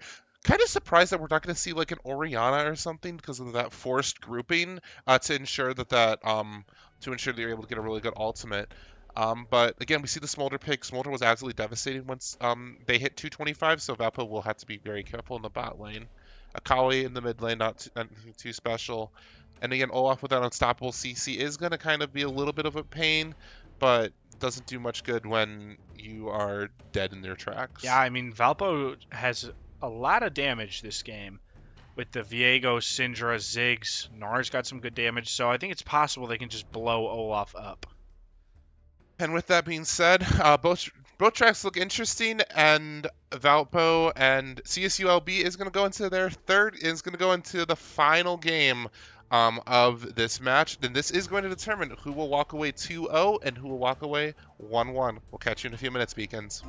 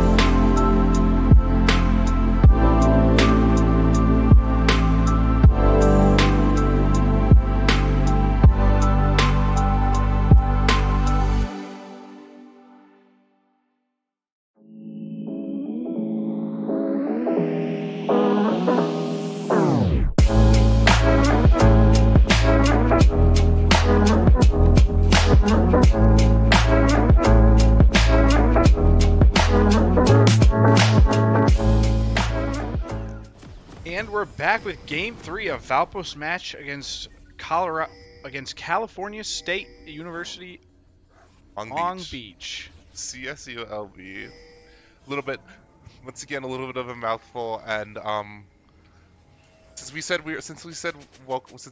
we'll be back Beacons, we'll now start with we're back Blazers. So, as we see, we do see a 1-4 split. I think just as a response to the Nautilus. Probably to the Nautilus, because if you'll see a Nautilus throw a hook there every once in a while. But all 5 members of Valpo's team are just sitting in that bot bush having a grand old time. And we are going to see both, unlike both games where we've had kind of trading top Doran's shield or Doran's blade, we do see both sides of Doran's blade, so we kind of expect to see a little bit more action being thrown the top side, which as a Valpo fan, will be very excited to see. Again, not too much going on. Vector and I will determine if we need to talk about something else other than the game, because as you guys... I think we've been doing good talking about the game this time. No, I think so, but again, you got to remember our tactic last time. Anytime we didn't talk about what was directly on the game, Valpo was winning. So if we need to employ the secret tech again, we will if needed. We see Dreadful, out of the kindness of his heart, giving a leash top lane, and we are gonna see the dabbing. We are gonna see the dabbing penguin from Crasher 1-2-3. Both junglers do start the top side. We could see a potential level 3 gank from Rek'Sai, as it does look like she's not taking her. She's not gonna go Krugs and then go for a full clear first. Oh, yep. I think you're absolutely right on that one. She's actually struggling to take this Raptors, it looks like. Something's gone a little bit wrong here. That is a little right. The Law is taking major damage here, especially for getting hit with multiple abilities. The Law getting chunked and also giving Smolder a lot of stacks. Again, Valpo has to be careful to try to prevent getting Smolder stacks as much as possible. I mean, that was a long Raptors take from Rek'Sai. I might have to watch this back and see what exactly went wrong on that jungle clear, because Super Bear's about to have double Rek'Sai CS in a second. And we are going to see Yep. Olaf taking major damage. Maybe this is the master plan by CSULB. Is they're going to take Olaf's going to take a lot of damage, so to have Gnar think to go in. We do see Rek'Sai here. We do see the Mega Gnar come in. It's the stun. No, I mean, I think this is just going to be either a 1-for-1 or a 2-for-1 for... Oh, that's a big stun. That's a big stun. He could actually turn this once he goes mini. Again, but Dreadful... I think he can kill her. I think so too, but even so... He just Dreadful getting boomerang. Dreadful getting Dreadful being +1, not bad. Not bad at all. You don't... Again, as we said earlier, when you're behind, you have to look for a little bit of risky plays. If Dreadful, I think, felt like super comfortable on Gnar, we would have seen that. But if you're a Valpo fan, you're not going to complain with a first blood go into your top lane. I think he should have gone for the backwards boomerang throw tech. Are you familiar with that? I am not familiar with the backwards boomerang tech. Could you explain a little bit? You know how Gnar can miss his boomerang on the way back, right? Yeah. If Gnar misses his boomerang, it flies really far behind him. So if you miss on purpose and go the other way, it'll go really far, farther than it normally could. Oh, interesting. Like if you throw it backwards and move out of the way, it'll go really, really far. Why does it do that? I don't know. Just a fun little attack. I haven't the foggiest. The foggiest as we go to Akali. Vector here I think he's going to kill him again. I think he's going to kill him again. The stun does my purchase. Oh is my god. Shield. Dreadful does have to be careful. He's going to kill it. Oh, Olaf flashes. Vector, Olaf flashes. I'm Vector. Dreadful could actually die. And I think Dreadful, again, Dreadful didn't get the opportunity in the back. So he has that first blood gold. Oh, he's still there. Oh my god. Dreadful, chill. Chill. Rek'Sai is also here. There. Rek'Sai's finding purchase. Her Raptors are up. And again, Dreadful's going to take the back. Which, good on Dreadful. It's what you have to do. Mini Gnar looks pretty edible. And you also have plenty of gold. We do see the Law hopping onto the Smolder. Oh, and this is going to be a successful gank bot side. Will they find 2? Oh yeah, with that flash, they're going to probably find 2 because Viego's stun's going to come back up, and we're going to get a kill. 2 Valpo. 2 the Ziggs, and I'm thinking that we're going to take a dragon here too off that. And again, CSULB is not to be forgotten about. The Rek'Sai is going to find Super Bear's jungle and take Super Bear's camps. On Hecarim, that's what you want to do. On Udyr, that's really what you want to do. On Rek'Sai, you need to get some kills. Like, you got to get some kills early. That's how you stay relevant as Rek'Sai. Oh, can he get this? Oh, that shield. Oh, Dreadful. Oh, no. Oh, my God. So close to another pick on the Olaf with the Nars, or the... Oh, my God. If you're a Valpo fan, you hate to see it. And that's going to be grubs for CSU, too. CSULB, it hurts. It really does, because that gives Olaf a lot of potential to get back in the game. Back up on CS after that, too. If you're a Valpo fan, you hate to see it, but we see a nearly the Law was able to find the Smolder picked out of place. This time though, Super is able to counter jungle on the Rek'Sai, and while you got to get your benefits where you can. Law is going to look at trying to proxy the wave, allowing a potential 4-man dive. We do see the TP come in from Akali, hitting, and Jakimbo hitting the stun on the Akali and the Smolder at the same time. But again, they're so far under tower that you can't really do much to respond. But again, burning the Akali flash, really good move on Valpo's end. And as Valpo does look like probably to crash, nearly trying to look to maybe crash this wave. Not gonna be able to find full purchase. Well, we see Dreadful there. Rek'Sai again. Rek'Sai's scary to fight. Especially on a 2v1 when Dreadful is isolated. Diadem does get hit by the very back end of that hook, but it does look like the Law is going to try at least to prevent. I mean, Diadem does have ult, and no one else in bot lane does. That's a huge advantage for Valpo. Smolder has gotten ult too. All right, Dreadful. This is Dreadful's return, and Olaf missing the Q. We do see Jakimbo absolutely chunking down the Akali. Gonna look for if one more good QWE rotation could spell the end for Akali and giving Jakimbo extra gold, which you're never gonna say no to a fed Jakimbo. I certainly wouldn't. I know. Oh, does Akali come in on this? I think that would be ill-advised. You would Just Spud would have to ensure that they'd be able to potato off on that. We do see the Law hitting with the Hex Flash, not being able to find anything. Smolder does hit level 6, which is kind of scary. Smolder does pop E, which does mean that for the next about 15 seconds, Smolder has no disengage, and Nautilus does land the stun, which does give Smolder a chance to get an extra stack. All right, if you're Valpo, what does Valpo need to do to continue to maintain their lead? Don't give up any more objectives. Like, I think... good. I'm hoping that Valpo can take all the objectives for the rest of the game. A 3-0 lead was really, really commanding for Valpo. I think that would have been able to give him pretty much every objective there is. We are going to see the Smolder ult. And we are going to see mana, and Leona is right on top of Smolder, and that's a big bomb! But the Law does end up taking the kill. But again, you're a Valpo fan. Oh, Diadem, get out of there. Diadem, the Law, get out of there. It's like Jaws. The flash does get popped by Diadem. Rek'Sai, they are able to trade 1-to-1. Jungler for the support.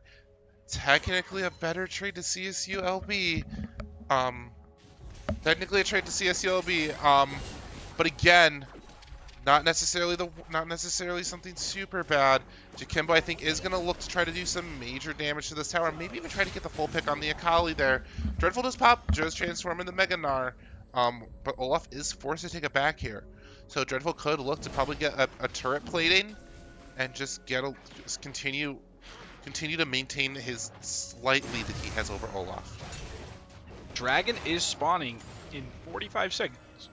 Here we see Super Bear and Dirty Rat taking their backs a little bit late, but as long as it's just at the same time, that's all right. It's only a big deal if somebody gets their back way before you.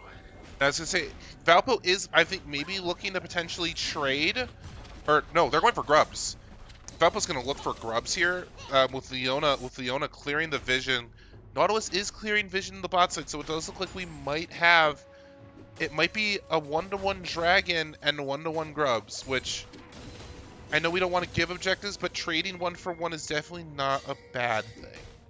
Especially when they are getting Hextechs, they are getting Hextech drag, which again is good for all members of CSULB, but especially that Olaf.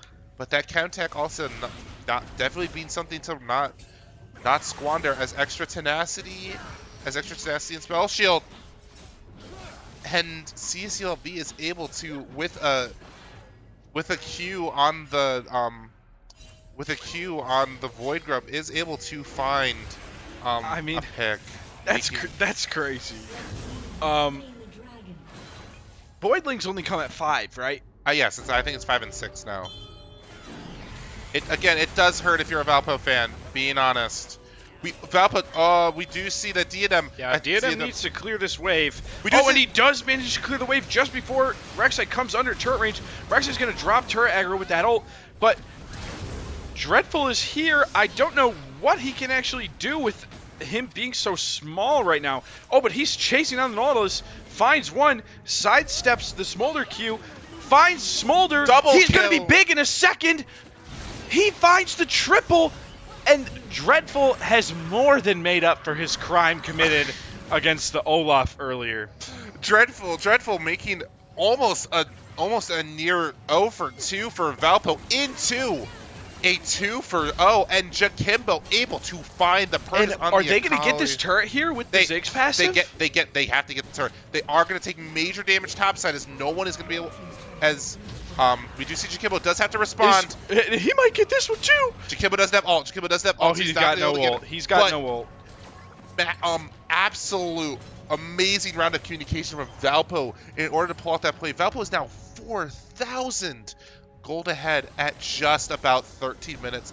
And with a full tower being destroyed, this now gives Ziggs the ability, I think, to roam mid and maybe even look to destroy that mid-tier 1 while plating is still up. And 3 members of Valpo have their first item already. 2 members of Valpo... Oh, I guess 4 now that Jakimbo took it back. 2 of them have their first item and boots. And we are going to see that Super Bear does also find his first item, and with slightly magical footwear on top of it, making him a little, making his footsteps a little bit quick. The Law does have to be careful here not to get caught out, and the Nautilus hook just barely not finding its target. Again, while Jakimbo is very strong right now, up 30 CS and a kill, you can never out assume the extra damage that an Akali can do, especially if she's able to hit her combo. Dreadful is looking just to do some more damage and get a lot of damage off with that poke. Chunking Olaf, and it does look like Super is going to look to try to. Super is looking to take the red buff. Valpo does need to be careful here. It is a 3v2 right now. This is dangerous, but Dreadful is here. He's mega. He's mega. He's about to be huge. He's going in. He's going to be gigantic. And we see the and that's a huge bomb too. The Law looks like the Law is going to flash. Crazy. Super is going to find purchase on the Olaf, able to break down the shield with the reckless reckless charge. Super is now able to do an absolutely absurd amount of damage, and at this entire time, Jakimbo has been able to push this bot wave up so far, and that's a free. That's a triple kill and a free Rift Herald for Valpo. And I'd honestly be surprised if Valpo doesn't pick up this mid turret without the Rift Herald at all. With that Ziggs satchel. And Dirty Rat's gonna go down as well. Jakimbo, they're going to drop Herald mid here, right? That you have They're to. going to drop it mid in a second, and they're going to take tier 2 as well. Diadem is with them, so he's gonna actually. I don't even know if they're gonna drop the Herald. I think they're just gonna look for. Oh, they are gonna drop the Herald. I was like, I can't tell. They were just gonna look for the collide here and hope that Diadem was gonna be enough to. Not gonna. We do see Dreadful again. Once again. I mean, I haven't seen. I'm gonna say I haven't seen a single emote out of CSU this game, and they were kind of lighting it up earlier. I think the mental is beginning to crumble a little. Valpo, I agree. Yeah. CSULB is, I think CSULB's morale is definitely taking a hit. Again, I hate to be the one to say this, but Valpo does always need to be careful about overextending. We've seen multiple times where an absolutely amazing play from Valpo comes in. They stay a bit too long. They look to have a little bit too much of their cake. And CSULB is able to find them and is able to start clawing back some of what they've lost. We see that Valpo is up now almost over 7,000 gold. And you know what? This time it's Super Bear up 30 CS in the jungle. But Olaf is going to find CSU's turret top lane, first turret top lane. And that is objective bounties. That objective bounties are active for CSULB, just showing again Valpo's gold dominance. But again, if Valpo continues to play the way that they are, capitalize on every lead they're able to get, we do see that three of CSULB is up in the top side, allowing for Valpo to get a relatively easy dragon. Don't really know why CSULB is committing so many resources up there when there's not a lot really to be gained. I mean, Lone Ronin I think is kind of CSU's last hope here, because Rek'Sai falls off hard late game. You don't really do a ton once your early game one-shot time is ended. And everybody else on CSU significantly behind. Akali getting found in the bot lane. I think if this is just like, it's kind of weird because Valpo's giving up a lot of free turret damage for these roams. Which again is not necessarily. I mean, if you're able to get more picks, it's not bad. You see all on the Diadem. Something to say though, that last Super Bear coming in from bot, and I think this is gonna spell doom. We see that the Law was able to huge Q. Law was able to land that Q, which was absolutely huge. Again, something I do have to say to Valpo is they committed a lot of resources just to that Akali, both burning the Ziggs and the Syndra ult was a lot of resources used there. When you didn't necessarily need to use all of it. We do see Rek'Sai getting chunked down pretty severely. Valpo at 17 minutes has CSU at low health pushed to their inhibitor turret mid lane. Like that is not a good sign at all if you're a CSU fan. No, and I was going to say all the waves right now are not looking to get a lot of purchase right now. Dreadful is still responding to Lone Ronin, and while Ronin is up a tiny bit in CS, Dreadful just has so much, and I don't know if he knows that. Oh, he does see that. He does see that Olaf is there, and I think maybe he does hit it. Olaf does pop the ultimate for the CC immunity, but it's not doing any damage to Dreadful. And again, the immunity but he's still getting there. Low health, and that's scary. Oh, who did the shutdown go to? Rek'Sai? Yes, Rek'Sai. Oh, that is like what you do not want to see if you're CSU there. You really want to get all your gold on Olaf, so you can kind of put the team on his shoulders. But Rek'Sai taking those kills does not really help your case. But they do find a turret. Oh, I think Jakimbo's about to blow somebody up. Jakimbo did absolutely. I think he might be about to blow 2 people up. Jakimbo does have to, again. Jakimbo has to be careful here. It is. Here come those cooldowns. And again, Jakimbo is 4-0. But Valpo does need to actually look to do something with their lead. That they're kind of starting to stagnate off a little bit. I think that they've been trying to force things too much. When again, topside tier 1 is still up. We do see the Law is. He's just been walking up to everybody this game. Law's been saying hello, saying his things. We do see Syndra now at full 2 items along with tier 2 boots.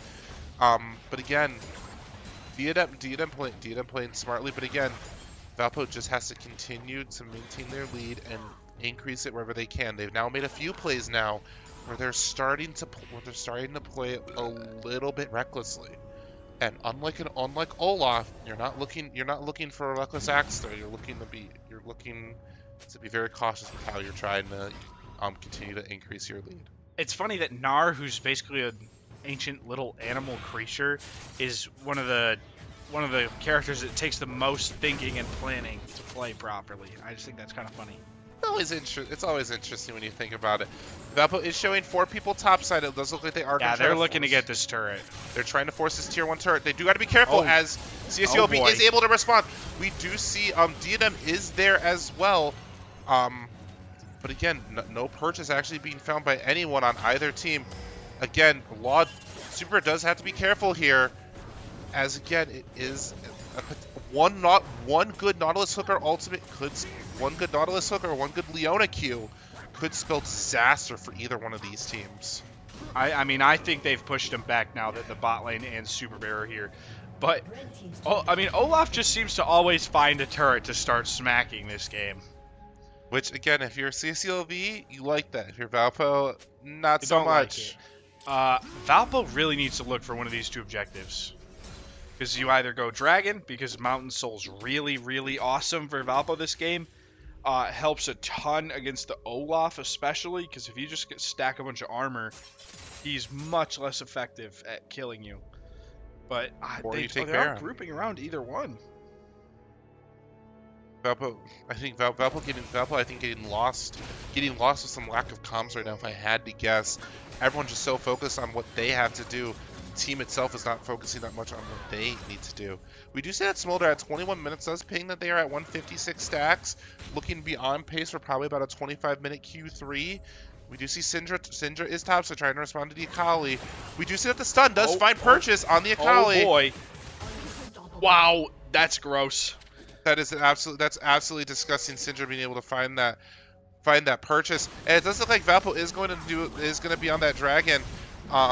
There's 2 members nearby that are able to help. Olaf is recalling back, and I think Valpo might be looking to take a dragon and then roam right up to Baron, as Akali is still down. That's for almost certainly what I would seconds. do while being up about 6,000 gold.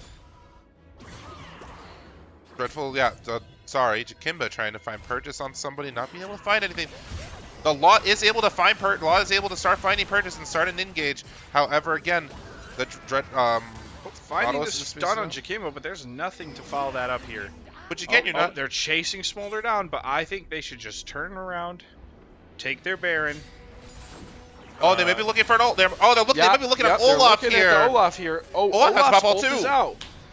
That's 2 ults from CSULB that got used just to try to disengage fights. And if you're an Olaf person, you don't like using your ult to disengage. You want to be able to use it to engage and keep it up.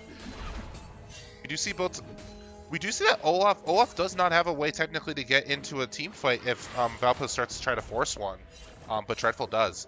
So if Dreadful can get close to being max stacks, we are seeing that Smolder is deep inside of Valpo's turf. Looks like he's going to be able to get off a back, and I think Valpo is just trying to clear vision right now, but it does look like they could be starting they are starting Baron. And Valpo does need to be careful of Olaf down bot lane, because he can do some damage to turret very, very quickly. I mean, I think the scene between Dreadful Diadem and Jakimbo all having TP up, they could respond to that, but also trading a mid-tier 2 is not a bad. We're 50-50ing the Baron here. This is, I'm certainly on the edge of my seat. Oh, nobody's hitting the Baron. Nobody's hitting the Baron. We're trying. Valpo's getting so low, and Meganar's about to run out. And Olaf has taken bot turret. Valpo really needs to do something here. Diadem does find the pick on Baron Nashor, and Jakimbo does find the pick on the Akali once again. However, they did trade their tier 2, which again, not a bad trade, but you probably could have prevented it by solely focusing on Baron and then trying to come and knock one of the members of CSULB out earlier. In that situation, you just have to choose. Do we fight them, or do we go for Baron? It seemed like there was a little bit of a miscommunication there with Dreadful jumping over the wall into the 1v4. But he's very, very, very strong right now, so he can afford to miscommunicate a little bit like that. But it'd be better if he did. Yeah, again, and all these... games are always an amazing opportunity to see how far or what else needs to be worked on. It doesn't matter if you win or lose. There's always stuff that you are like, okay, we learned this from last game. We're doing a lot better, and most of the time because of that, whenever you're doing better in one avenue, something else usually starts falling, especially when it's the start of the season as you're relearning your comms with everybody. We are going to see that Olaf might be able to take Valpo's top tier 2, but Dreadful is there to respond, preventing more towers and gold going to the hands of CSULB. Alright, Vector, if you're Valpo, what are we looking for? Are we looking for a 1-3-1, a 1-4? I'm looking for 1-3-1 so that it's very easy to come back and get that Mountain Soul. It is, again, Valpo is looking to take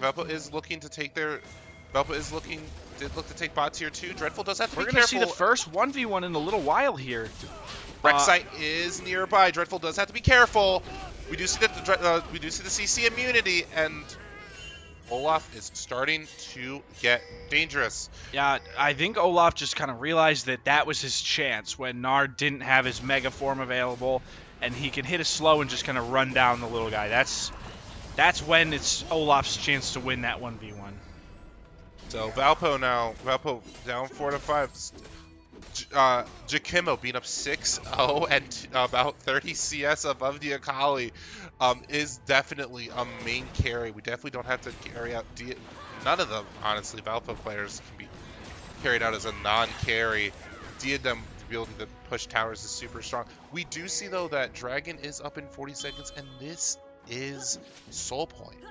I need Valpo to group around this Dragon. Valpo needs to lock in and ensure that they're able to get this Dragon, because if they are, it's going to be so hard for them to find picks on anyone, let alone are the two more squishy picks of Syndra and Ziggs, because that extra shield is so big. We do see Super Bear finding a little purchase, not be able to find anything, but again, they're just trying to poach from the jungle right now, which is never a bad. Valpo's ahead. Valpo can afford to do a little bit of poaching. You just have to be careful ensuring that poach isn't going to find anything. We are going to see, though, that Nautilus does get chunked from Fold at basically dead, which this does mean that if Valpo is going to force it, we do see Dreadful TPing in, trying to prevent anything too crazy. We do see the Smolder coming and not finding too much purchase. I mean, there's just a lot of scary damage there right now.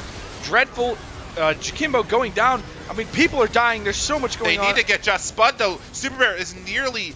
Oh, he knows his Akali combos. And it's Who taught him how to do that? It is able to do an absolutely excellent triple kill, ensuring that Valpo does not have a necessarily as solid Dragon take as they might have wanted, but being 3-2, definitely not bad. However, I do know that a big shutdown from Syndra did at least go to someone on the enemy team. I don't remember who, but again, if you're Valpo, you are happy with that take. You would have liked it to be a little bit cleaner as calming once again. I think that fight in bot review is going to be very important to look at, because there were 3 members that were super low on CSULB that Valpo just took a little bit too long to find purchase on, and which almost nearly cost them, because Super was almost unable to get the resets and start getting that health regeneration back. Yeah, I'm still amazed he was able to do the Akali combos like that. I didn't know he knew that. I guess when you're Viego, you have to kind of know a little bit of everything. Maybe he took it as an elective. Akali 101, which, you know what, if maybe Valpo next semester will offer Akali 101 to all people, not just on the league team. But with this being said, Valpo does maintain about a 7,000 gold lead. Doesn't have much of a minion wave to push up here. But again, if you're Jakimbo or Diadem looking for just a simple CC, Dreadful, I think Dreadful was just assuming that a response was going to be there. We are going to see Inhib is going down by Valpo. Olaf is in the back, maybe trying to. I think Valpo's just going to walk backwards to the Baron. Oh, they have to. They give us 1 second. God. Hard and us okay, real saved. fast. As we do see, it does look like we are going to have Bush Warriors, for a potential hold here. Valpo, while they are super far ahead, it does look like Olaf might be looking to potentially end the game. or not end the game, but definitely looking to do a lot of damage bot side, as they do know that it's a 4v5 in the mid lane in the mid right now, forcing forcing Jakimbo or Diadem to go towards that Olaf. And we do see Dreadful. Dreadful does take it back to respond to Olaf, making what could be a potential 4v4 for that fight. Again, something to keep in mind is Dreadful does not have Unleash TP up, so he will not be able to fully help. I mean, this is when Olaf really can't fight the Gnar. But we do see the Smolder out not finding purchase on anyone. The Law able to pick. oh wow, able to pick off that Dreadful. Akali just popped. And the Law popping their ultimate onto Smolder, doing big damage. Viego finding purchase onto the Nautilus, continuing now hitting a he's not Super 7-0 hitting a god. Yeah, when you get ahead on Viego, there's truly no feeling quite like it. I mean, it feels so cool getting those resets, becoming the enemy champions that you've just slain. But Valpo is now moving into CSU's base, hoping to... It's a 4-2. They're hoping to close this one out. Valpo has to force here. There's no reason why they can't. Yep, find Super one. finds another kill. Diadem, the bomb from Diadem being able to prevent. They take a turret. Oh, the and they're Law continuing gets their a stun, CC and chain. they find two. Viego gets the double kill. Rek'Sai trying to find purchase here, but Super Bear able to continue the zoning. Valpo does have to be careful here, as multiple members of Valpo are falling. Super does take Rek'Sai form and is ulti trying to look out. Jakimbo doing absolutely huge damage. Jakimbo and Dreadful are about to clean this one up, I think. Olaf's ult is down. Super being legendary. Jakimbo finishing off the second Nexus tower, and not popping the ultimate, but doing major damage. And Lone Ronin is the last to fall, as Valpo wins their second game of the series and takes this one home. With that being said, Valpo is able to reverse sweep CSU LB, going 2-1 in the third game, allowing Valpo to be the team to take the 2-0 title this week in this NECC Week 2 match versus CSU LB. Vector, what do you have to say about that final game? I mean, we turned early game stumbles in game 1 into early game successes in game 2 and game 3. They had some early game champions on CSU, especially the Rek'Sai, and they just didn't get what they needed in the early game. And I think it was kind of smooth sailing for Valpo into their second NECC win of the season. As I say, Valpo, absolutely masterful job of being able to not get discouraged and being able to shake off the first game. And the reverse sweep has now been something we've seen 2 games. As Valpo, you don't want to see reverse sweeps. You'd like to see 2 L's, but you can't complain without a win at the end of the day. With that being said, Beacons and Blazers, I guess. Thank you so much for tuning in to us for this late night game. Tomorrow, please catch the second league game of the week at 6 p.m. As we face off against another opponent. But with that being said, thank you again so much for tuning in, and go Beacon Blaze. We'll see you next time.